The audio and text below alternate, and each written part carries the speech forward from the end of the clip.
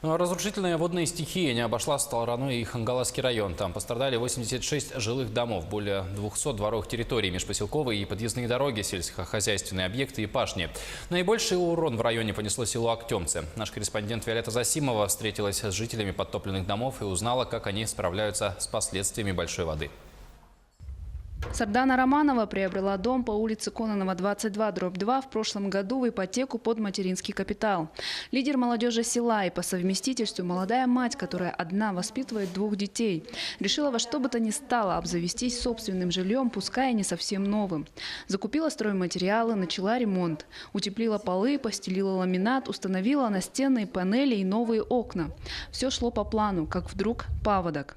Именно ее дом затопило больше всех на улице Кононова. Вода унесла стройматериалы, находившиеся на улице. Их до сих пор не нашли. В итоге потраченные впустую время, деньги, нервы и в придачу проблемы с выдачей материальной помощи. Из-за того, что она не успела прописаться в купленном доме, ей пришел отказ о выдаче матпомощи. Ну, в ближайшие планы у меня вот перенести дом на новый участок, который выдали в 2010 году моему отцу. К сожалению, там газ не проведен, есть только электричество.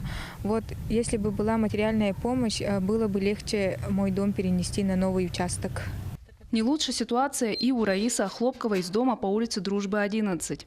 Этот дом 1982 года топило целых 4 раза. В 1990, 1997, 2010 и в 2018.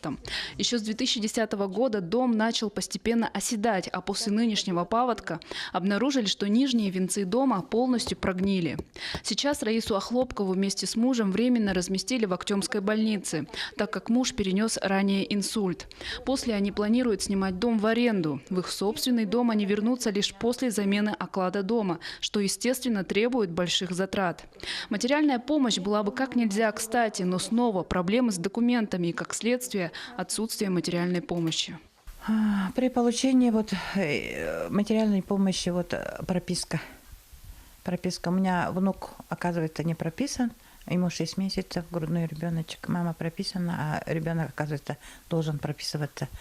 Но с этими моментами все сталкиваемся, видимо. И я тоже сама выписалась в прошлом году. Думала уволиться с работы, в городе найду там работу. Вот по этой причине я выписалась. Потом хотела прописаться, да времени не было, и так и осталась.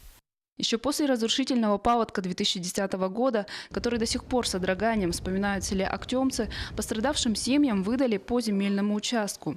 Среди них были и семьи героинь нашего сюжета Сарданы Романовой и Раисы Охлопковой. Почему они не переедут туда и не построят там себе дом, спросите вы?